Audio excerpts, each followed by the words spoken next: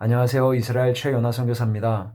내가 나의 영광을 짓밟았다의 책 내용을 가지고 계속 말씀을 나누고 있는데요. 네 번째 챕터인 나를 다듬어 가는 가족에 대한 내용을 나누고 있습니다. 오늘은 아빠가 믿는 하나님은 왜 능력이 없어? 라는 제목을 가지고 이야기를 좀 해보고 싶습니다. 저희 아이들에게는 차에 대한 트라우마가 있습니다. 왜냐하면 8년 동안 이스라엘에 살면서 거의 한 8년간 중고차가 없이 지냈기 때문에 좀 차에 대한 어떤 상처, 어떤 좀 아픔이라고 할까요? 좀 그런 어려운 일들이 좀 있었습니다. 저희 가정은 갈멜산이라고 하는 히브리어로 카르멜이라고 하는 뜻은 하나님의 포도원이라고 하는데요. 해발 550m 정도에 위치한 이 갈멜산 자락에 형성된 항구 도시 이름이 바로 하이파라고 합니다. 저희들이 2011년부터 약 10년 동안 이스라엘 이 하이파 지역에서 지냈습니다. 여러분들이 아시는 것처럼 이 갈멜산은 엘리야 선지자가 바알과 아세라 선지자 850명을 물리친 하늘에서 불이 내린 역사적인 장소가 있는 지역이 바로 갈멜산입니다.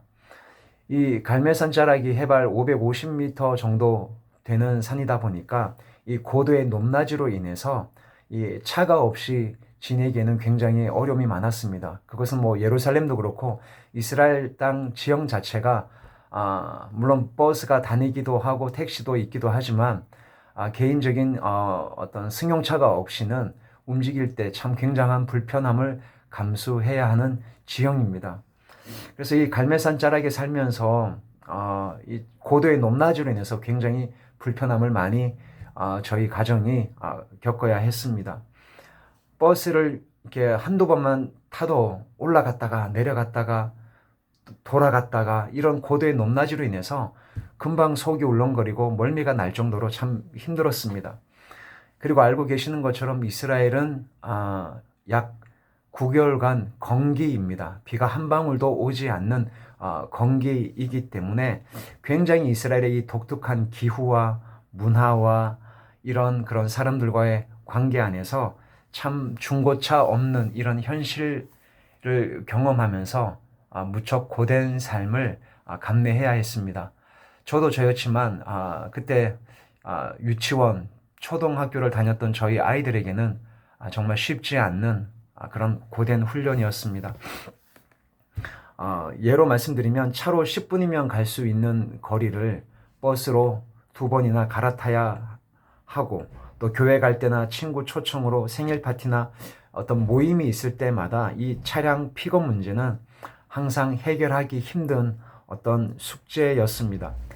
매번 사람들에게 어떤 부탁을 해야 하고 또한 가족들이 이렇게 뿔뿔이 흩어져서 다른 차를 타야 하고 또 어떤 생일 파티가 끝나고 나면 이 모임이 끝나고 나면 또 아이들을 픽업해야 하는 이런 불편함을 감수를 해야 했기 때문에 이런 시간을 1년도 아니고 2년도 아니고 3년도 아니고 이 어떤 차 문제로 인해서 8년 동안이나 이렇게 중고차 없이 이스라엘에서 살아야 했다라는 것은 참 감내하기 힘든 그런 시간이었습니다. 이스라엘에 오신 지 얼마 안 되신 분들도 조금 이렇게 시간이 지나면 중고차를 다 구입을 하시고 이렇게 사용을 하시는데 저희 가정은 참 중고차 구입하는 것이 그렇게 참 쉽지 않았습니다.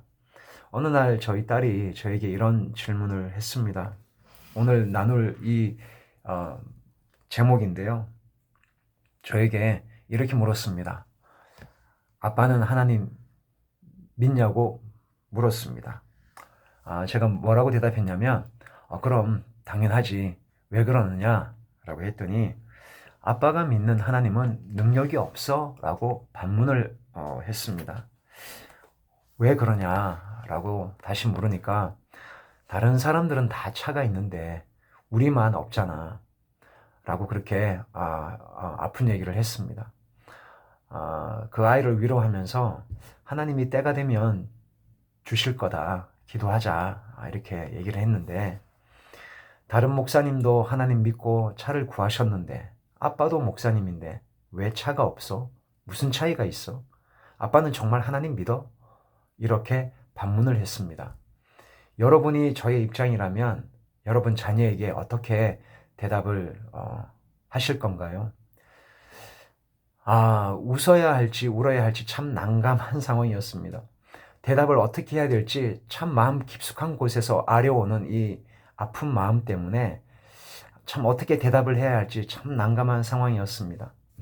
매일 걸어 다니고 버스를 타고 기차를 타고 택시를 타고 다른 분에게 어떤 픽업을 부탁하고 또 다른 분의 차량의 도움을 구하기 위해서 그렇게 남의 차를 얻어 타는 삶이 선교지에서 타문화권에서는 참 쉽지 않는 일이라는 것을 정말 뼈저리게 경험을 하게 되었습니다.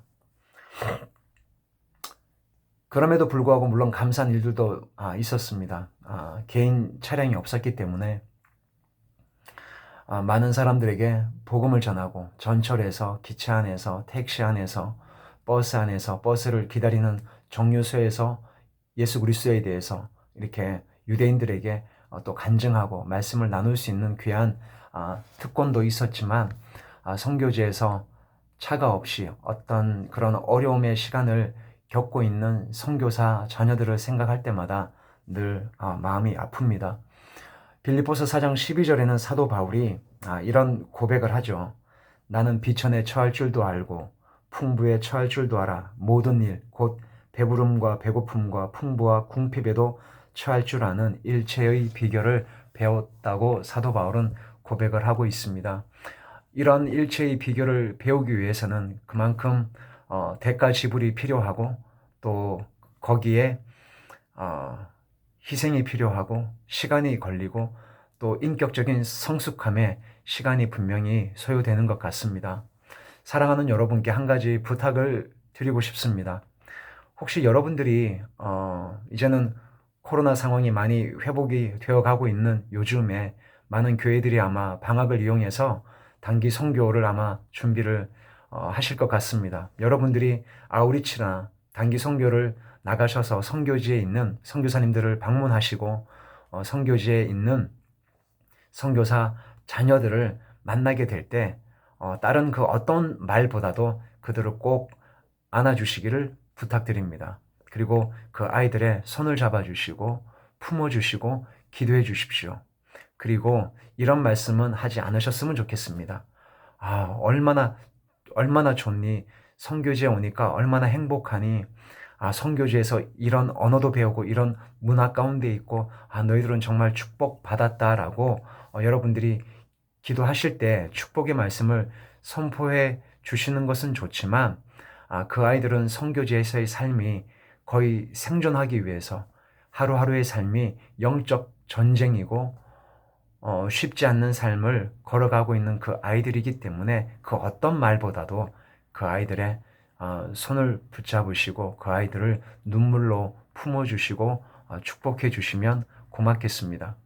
그리고 혹시 여러분들이 그 어떤 아이들에게 나중에 너희들이 선교지에 있다가 한국에 나오면 아줌마가 집사님이 권사님이 너희들에게 맛있는 거 사줄게 사랑한다 축복한다 라고 이렇게 말씀을 혹시 하시게 되면 그 아이들이 안식년이든 혹은 잠시 한국을 방문해서 나왔다는 이야기를 듣게 되신다면 꼭 그 약속을 지켜주시기를 부탁드립니다.